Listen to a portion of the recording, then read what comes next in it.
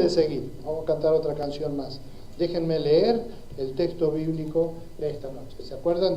Dijimos lo vamos a hacer juntos con el tema de la Santa Cena, tratando de disparar a eso de que la Santa Cena se convierta en una celebración litúrgica muy rigurosa y completamente falta de vida. Si algo no le faltó a aquel primer encuentro cuando Jesús comió con los discípulos, primero para los cristianos, ¿no? Último para él, junto con sus discípulos físicamente, fue vida. Era una reunión llena de vida. Tenía tanta vida que los propios apóstoles no se dieron cuenta cuánta vida estaba circulando en esa mesa, que Jesús tomó pan que estaba en la mesa, tomó vino que estaba en la mesa y le dio una transformación, un nuevo sentido, algo completamente diferente. Dice así este texto.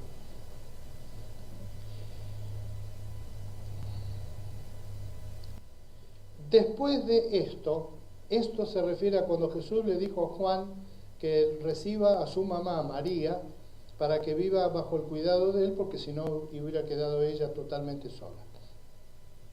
Después de esto, como Jesús sabía que ya todo había terminado, y para que se cumpliera la Escritura dijo, tengo sed. Había allí una vasija llena de vinagre, así que empaparon una esponja en el vinagre, la pusieron en una caña y se la acercaron a la boca. Al probar Jesús el vinagre, dijo, todo se ha cumplido. Luego inclinó la cabeza y entregó el Espíritu. Era el día de la preparación para la Pascua. Los judíos no querían que los cuerpos permanecieran en la cruz en sábado, por ser este un día muy solemne. Así que le pidieron a Pilato ordenar que les quebraran las piernas a los crucificados y bajaran los cuerpos. Muy tiernos ellos.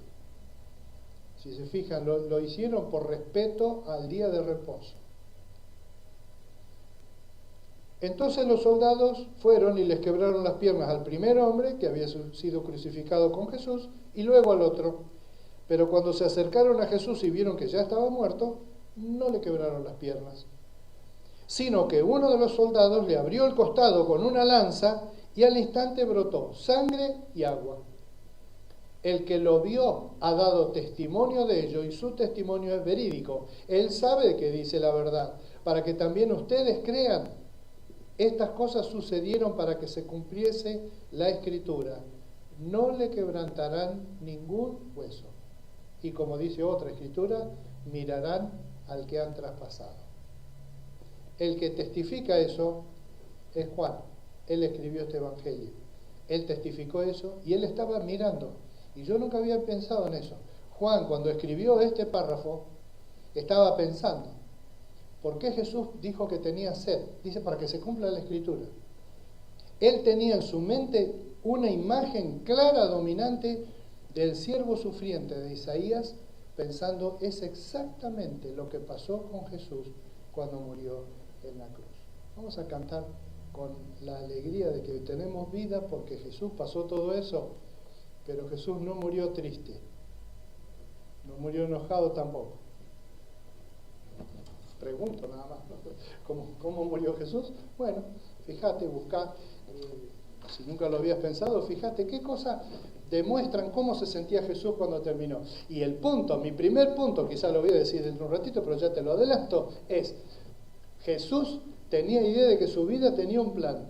Y cuando él vio que el plan ya estaba hecho, había sufrido la oposición, había predicado, había anunciado a los discípulos y a todo el mundo, los había preparado para partir y todo, acomodó a su mamá con el discípulo Juan para que no quede sola y todo, en ese momento dijo, tengo sed, porque él también estaba dominado por la idea del siervo sufriente del profeta Isaías.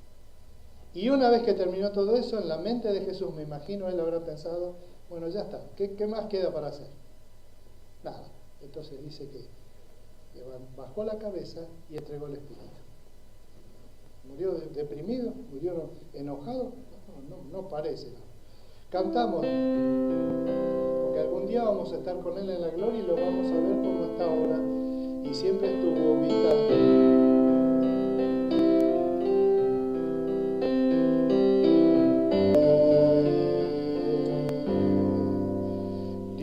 es el Cordero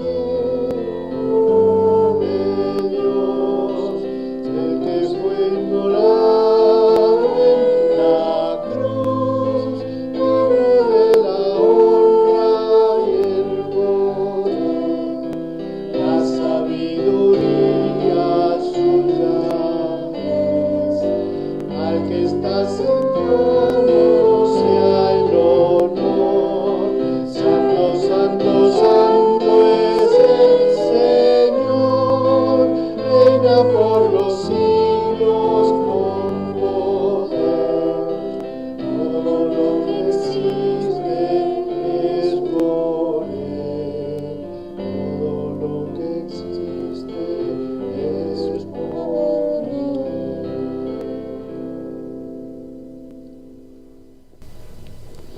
Vamos a compartir en este momento el pan. Jesús le dio un claro simbolismo que todos conocen, solamente que hoy, al tomarlo así y al tomar la Santa Cena de forma virtual, no es la primera vez en una iglesia que se hace esto. Nosotros hemos participado en algunos cultos grandes, de convenciones, por ejemplo, donde se invitó a la gente también a participar de la Cena del Señor, porque la invitación de Jesús era más no tan restrictiva como algunos creyentes han interpretado por mucho tiempo. Cuando yo era chico, la iglesia donde nosotros nos mudamos a Adrogué, provincia de Buenos Aires, y la iglesia esa tenía en los dos primeros bancos de la iglesia una cadenita con una banderita de madera que decía solo miembros.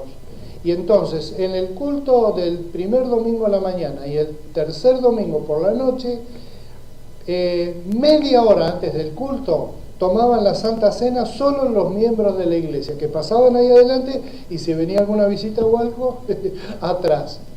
Y está bien porque es para evitar confusión, que la gente tome livianamente, pero la gente no va a tomar livianamente si alguien, cuando enfrenta a los símbolos que representan el pan y la sangre de Cristo, el pan y la copa, lo hacen a sabiendas de que están asumiendo un compromiso o reconociendo un compromiso con Cristo que implica, antes de comer el pan y de tomar la copa, simbolizan dos cosas tan tremendas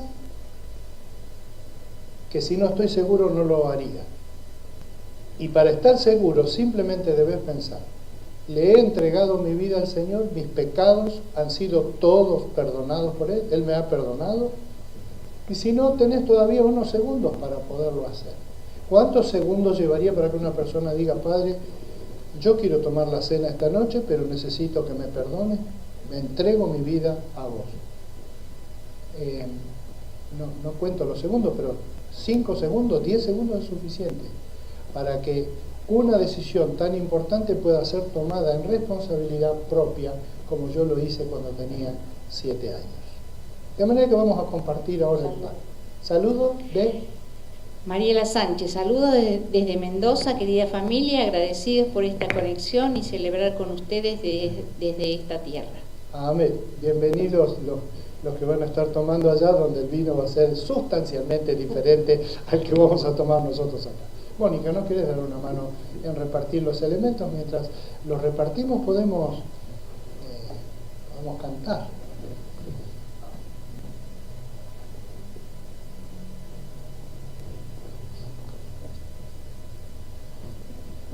Y ella reparte el pancito. Cuando lo termina de repartir, los que están en la casa también ténganlo en la mano, en oración, en bendición al Señor que nos dio la salvación.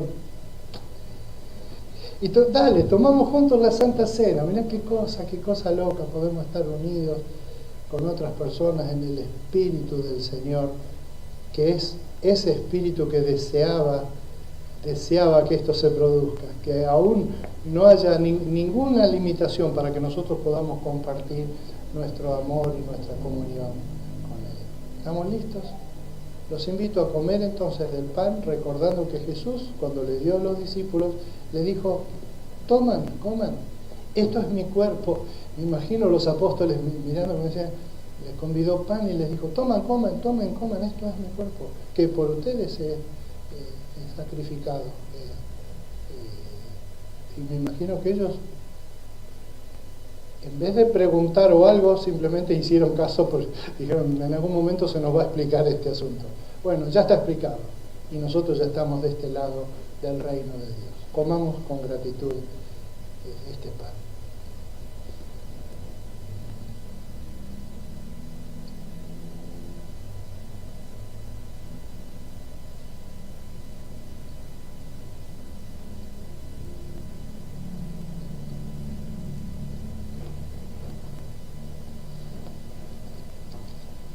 Yo ya revelé.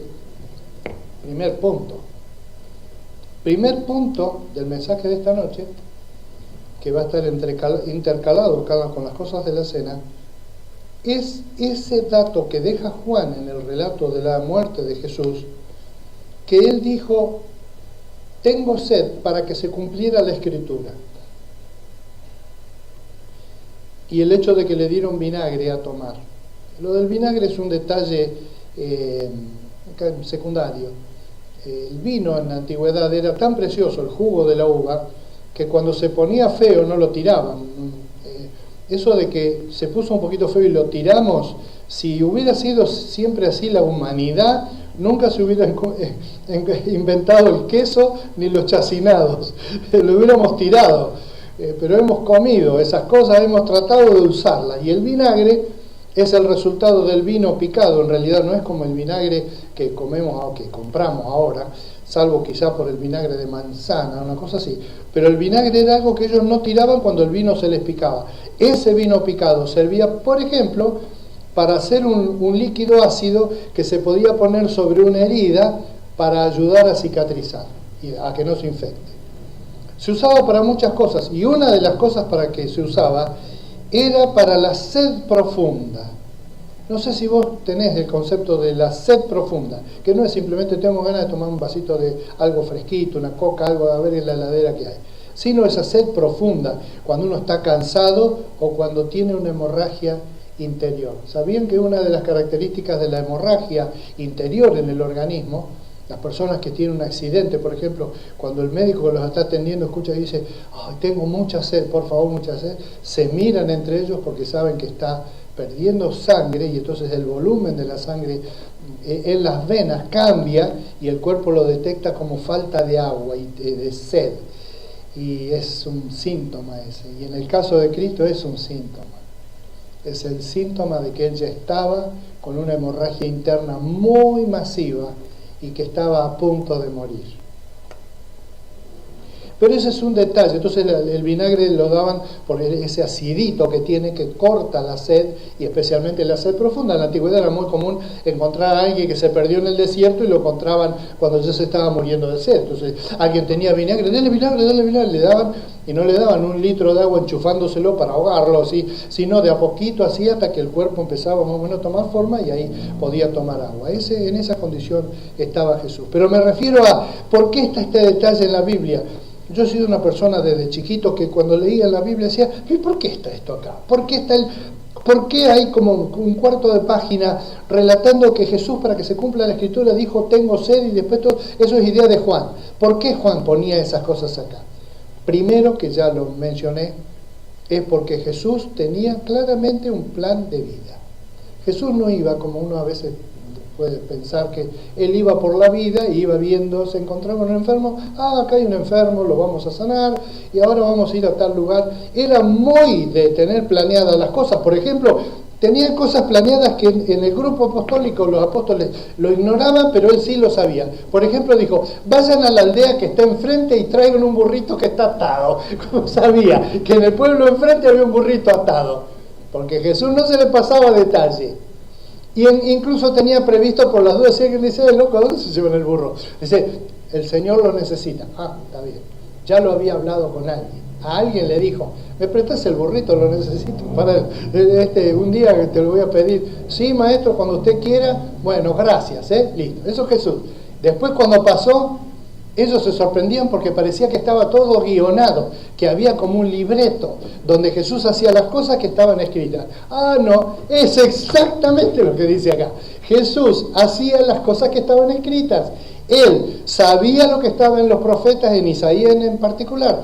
Sabía cuál era la voluntad del Padre porque la consultaba permanente con el Padre. Lo dijo 1.000.000 de veces, no le prestaron atención. Él dijo, yo no estoy aquí para hacer mi voluntad, sino la voluntad del Padre que me ha enviado. Punto número 1, Jesús sabía cómo era su vida. Bajo al mundo, me banco todo lo que pase, predico, enseño, dejo establecido y en algún momento entrego mi vida y muero. Quizá al principio de su ministerio, idea mía, no dice la Biblia eso, pero se puede deducir y muchos deducen así. Quizá Jesús no sabía a los 10 años, por ejemplo, claramente cómo iba a morir. Pero sí sabía que si estaba siendo llamado para ser un Mesías, ¿te imaginas cuando María le ha contado cuando Jesús era chiquito, le dijo, mirá, vino un ángel y él iba y le decía, mamá, ¿cómo fue lo del ángel? ¿Me podés contar? Vieron que los chiquitos les piden las historias que les gustan varias veces. Varias veces Jesús ha ido a María, le decía, mami, ¿y el ángel era alto? Entonces, sí, vení que te cuento. ¿Y qué te dijo el ángel? El ángel le dijo... Entonces Jesús desde chiquito sabía cosas como, por ejemplo, que ella iba a tener una gran pena, que él iba a ser el enviado de Dios. Y cuando iba leyendo él, aprendiendo a leer, Isaías leía, he aquí como cordero fue llevado al matadero, alguna vez le habrá preguntado a su papá, papá, ¿cómo es que si es el Hijo de Dios se deja hacer todo esto? Y el papá ha tenido que empezar a revolver los libros de teología y decir, mirá, en una forma inexplicable, pero Dios no solo se humilló para hacerse una persona, sino que se humilló para ser una persona humillada. Y ir al fondo para desde el fondo desatar la cadena del pecado. La segunda cosa que quería mencionar de acá es que Jesús tiene un proyecto de vida transmisible. Es decir, así como Jesús tenía clara su vinculación con la Escritura, con la voluntad de Dios y de que su vida finalmente iba a tener que ser una expresión, una obediencia, una expresión de la obediencia a la voluntad del Padre, de esa manera también nos está dejando a nosotros un mensaje. Y ojo lo que voy a decir ahora, Entre Cristo, hace ya más de 2000 años, y ahora, ocurrió un cambio muy grande en la vida de la fe cristiana. La fe cristiana, especialmente desde el principio, porque ya nacieron en el contexto del templo judío en Jerusalén, pero de ahí en adelante siempre ha estado yéndose con peligro de desvariar, de desviar hacia la religiosidad. ¿Ustedes se acuerdan qué actitud tenía Jesús con la religiosidad de su tiempo? Digamos, ¿a quién Jesús no los quería ni ver en foto? A los fariseos, no a los ateos o a los paganos. Fíjense las referencias de Jesús a los paganos, no la van a encontrar. Todas las críticas que hacía Jesús como personas malas delante del Padre eran religiosas, eran fariseos, eran personas que no reconocían. ¿Y a quiénes elogió Jesús en su tiempo? ¿Y por qué lo hacía? Cobradores de impuestos, es decir, vendepatrias, prostitutas, es decir, ¿cómo va a hablar bien de una mujer mala? ¿Por qué lo decía Jesús? Muchos creyentes piensan, bueno, quizá lo decía como para exagerar, para establecer un punto. Ahora, vos andá y preguntarle a la mujer pecadora, cuando se fue, cuando Jesús le dijo, vete y no peques más, ¿cómo se fue ella? Con la idea de que le habían endulzado el caramelo, que le habían dicho, no, lo que vos hiciste no es pecado, quédate tranquila, tratá de aflojarle un poco. O se fue realmente feliz porque había vuelto a nacer en ese encuentro de quizás 10 minutos frente a Jesús. La mujer del pozo de Jacob y otras mujeres más. Hay un libro, hay varios, pero el libro escrito sobre las mujeres que estuvieron pasando cerca de la vida de Jesús. Ahora, eso con el tiempo derivó en que mucho de la fe cristiana ahora mismo Vos ponés fe cristiana, religión cristiana en Google, ¿y qué te va a traer? Te va a traer la foto, por ejemplo, del Papa. No tengo nada contra él, encima es argentino. Pero vos fíjate cómo está vestido, cómo habla, a qué pertenece, cuánta calle tiene él. Y él es un hombre que ha tenido calle porque cuando estaba en Argentina era de esta gente muy volcada hacia los pobres y hacia lo social. Sin embargo, vos lo ves y no parece muy sociable, ¿no? Con una túnica blanca. ¿Por qué ese vestido así blanco? No es blanco, sino color lino. ¿Por qué usa esas zapatillitas en vez de usar un calzado cómodo? ¿Por qué usa el gorrito? ¿Por qué cuando se sienta y cuando se para? ¿Por qué cuando lo eligieron? ¿Por qué? Bueno, todas esas construcciones que yo no discuto porque es otra iglesia, y como es otra iglesia yo no me meto. He visto muchos memes. ¿Ustedes se lo imaginan a Jesús así hoy día? Si Jesús viniera hoy, viviera acá, ¿qué ropa usaría? Yo iba a empezar el culto y me olvidé, siempre me olvido algo.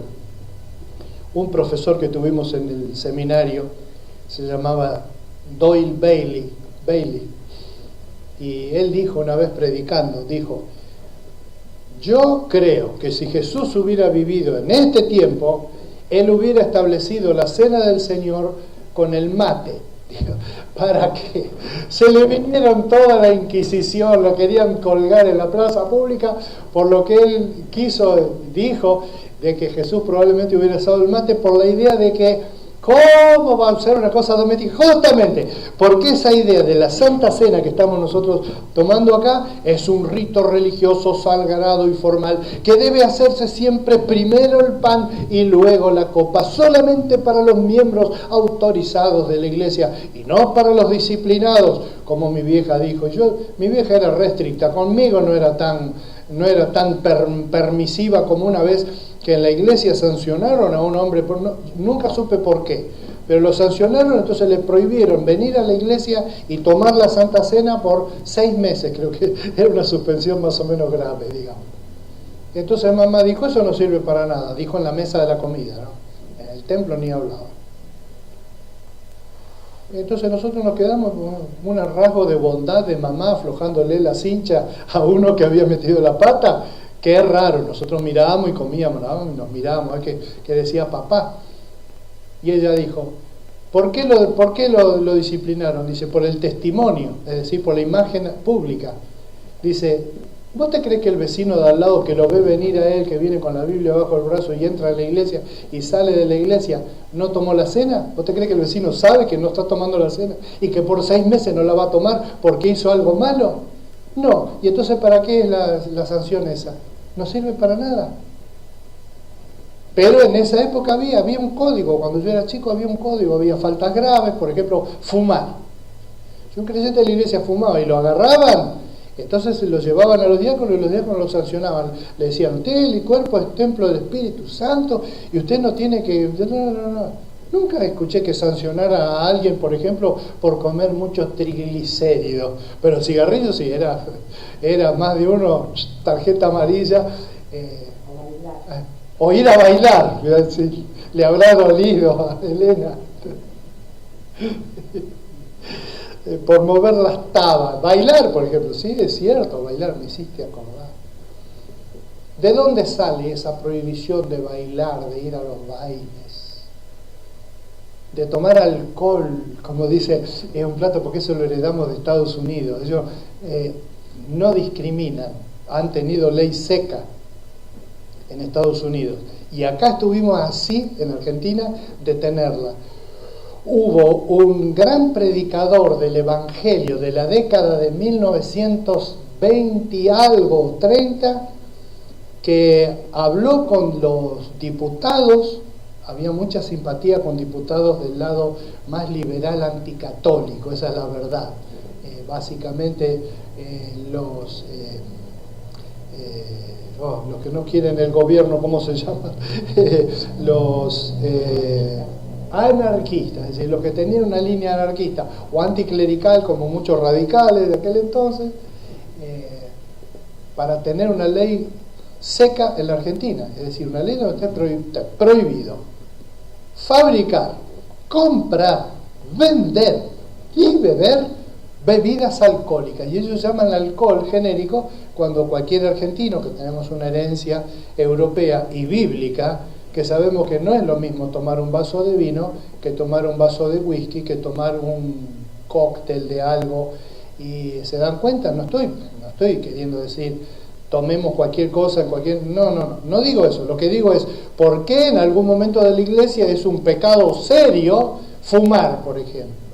Bueno, porque en la época de Cristo no se fumaba, probablemente no en Israel, pero el punto es, ¿en qué momento nosotros llegamos a derivar en el sentido de que la vida cristiana es una vida acorde a las medidas de una iglesia?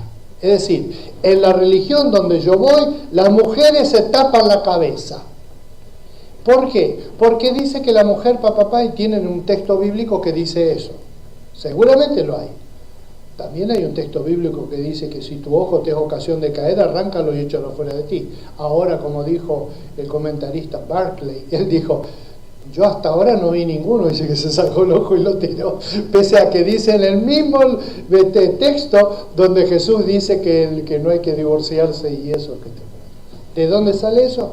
De que en el afán de nosotros hacer de esa fe hippie, si vos querés, de esa fe libre, de esa fe muy autogestionada, de esa fe más espontánea e infantil que Jesús enseñó, a ser una religión ordenada, prolija, donde cada uno tiene su posición, su carguito, su responsabilidad, su meritocracia, y entonces acá tenés, este es el super capo de todos los capos, y después abajo de él está mi hijo, que en cualquier momento va a ser capo de todos los capos, porque ahora está debajo del capo, 2 puestos más abajo, y todo eso que no tiene validez delante de Dios en el reino de los cielos. El mundo evangélico, yo lamento mucho, últimamente se ha vuelto en ese sentido. Se han elegido nombres rimbombantes para honrar a las personas que están en el liderazgo, para darle autoridad a levantar el dedo y decir, este va a ser acá, y acá hagan esto, y compren esto, y vos te casás con tal, y yo digo que esto es así. Todas esas cosas que acabo de decir no hacen falta con simplemente ver la Escritura, como la vio Juan, para interpretar lo que pasó con Jesús, y para ver a Jesús cómo interpretó lo que le estaba pasando a él. Porque el punto 2 es este: así como Cristo tenía una agenda de seguimiento del Padre en su vida hasta la última frase de su vida, así la deberíamos tener nosotros. Yo me conmoví mucho de un amigo judío que tenía en Vielemacé, que me contó que durante la persecución a los judíos, durante la Edad Media, durante la Segunda Guerra Mundial, durante el gueto de Varsovia, muchos de ellos recordaron los escritos que tenían de otros judíos que fueron perseguidos.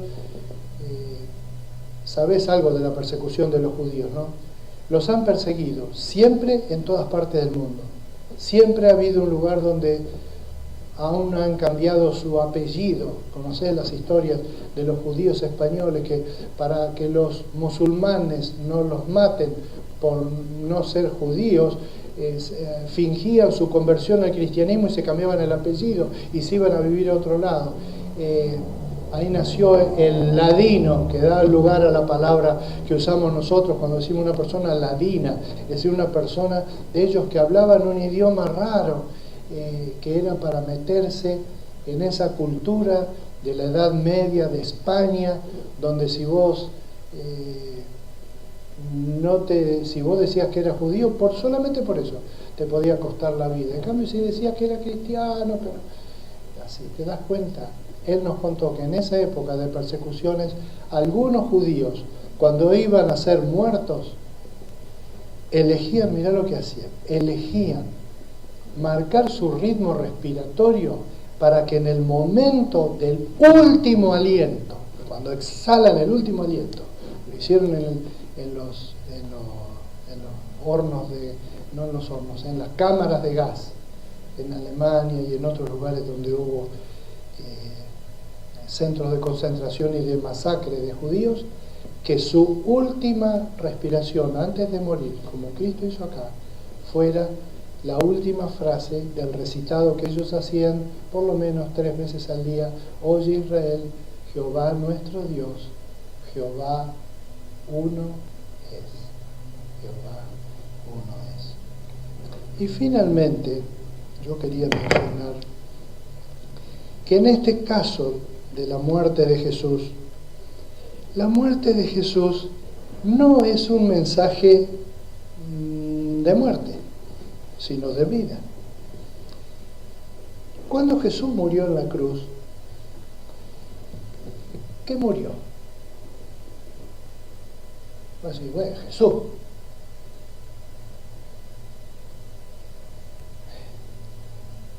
¿Cómo dirías vos a una persona que está dormida? ¿Qué diferencia hay entre una persona que está dormida y una persona que está muerta?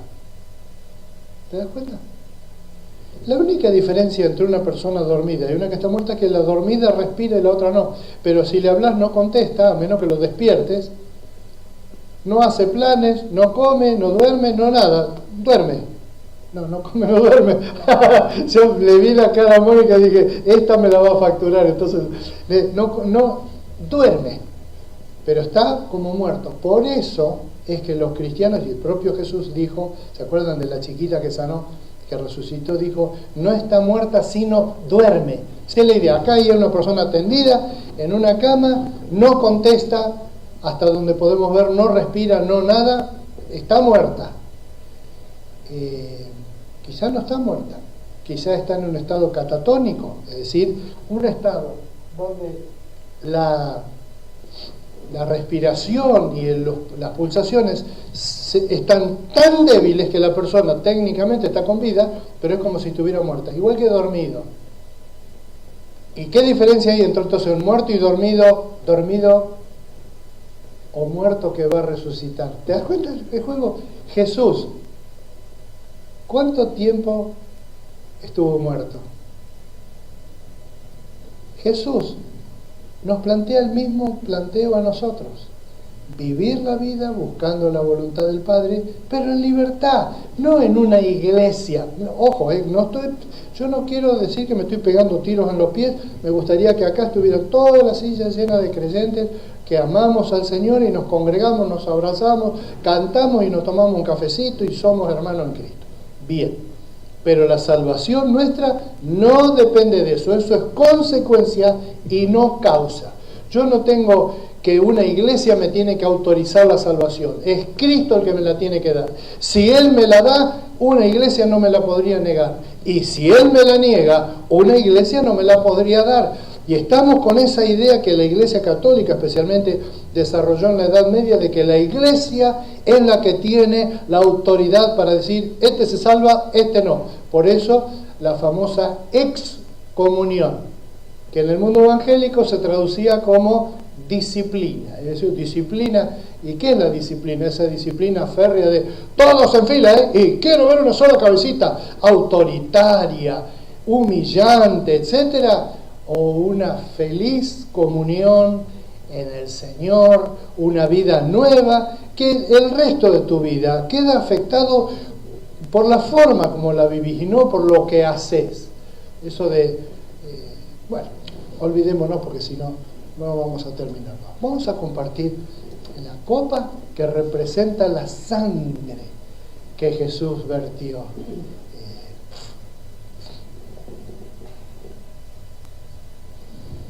Gracias. Y después vamos a cantar una canción cuando juntemos las copitas. Acordate de esto. Jesús es modelo para mi vida y para tu vida. No necesitamos ser muy religiosos. No te preocupes por... Me acuerdo de don Juan Pila, un viejito italiano minúsculo, chiquitito así era soldador eléctrico, católico italiano de toda su vida, la alegría que tenía de haber conocido a Cristo. Y un domingo él tenía Parkinson y le temblaba la mano así. Nosotros lo adorábamos a ese viejito, que era como de juguete, era chiquito así. Era siempre bueno, siempre paciente, siempre amoroso, siempre nos quería, nos daba caramelos. nos compró con eso, me parece. Y un día él, la mano temblorosa, se le volcó la copa de la Santa Cena. En la droguera eran de vidrio, eso de antes. Y me acuerdo la cara de la confusión de él, que se puso nervioso porque se le cayó la copa. ¿Saben qué? No pasó nada. Los creyentes que estaban al lado de él reaccionaron bien. Le dijeron, no hay problema, denle otra copita, todos limpiaron con un trapo y ya está. Porque no hay magia acá. La magia está en lo que esto representa. Jesús dio su sangre. Cuando lo lancearon salió vino, salió sangre y agua. Porque Él murió por nosotros. Y eso representa este vino.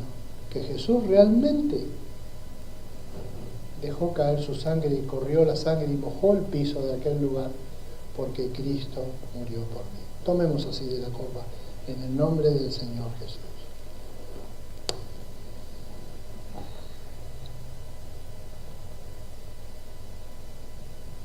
Amén.